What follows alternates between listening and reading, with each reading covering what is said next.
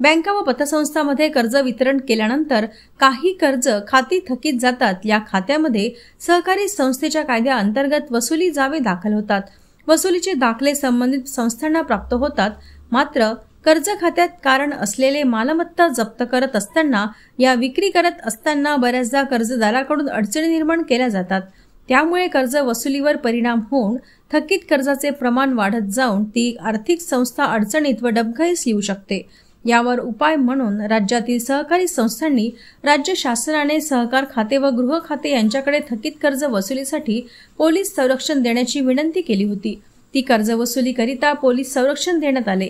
याच अनुषंगाने प्रवीण भाऊ नागरी पतसंस्था सावली यांच्याकडून सावली तालुक्यातील परिसरात व शहरात सहकारी कर्ज वसुली व पोलीस संरक्षण पथकाकडून कर्ज वसुली करण्यात येत आहे।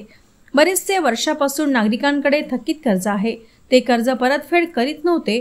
वारंवार पतसंस्था बँकांकडून नोटीस पाठवण्यात येत होते, तरी थकीत कर्जधारक दुर्लक्ष करीत होते।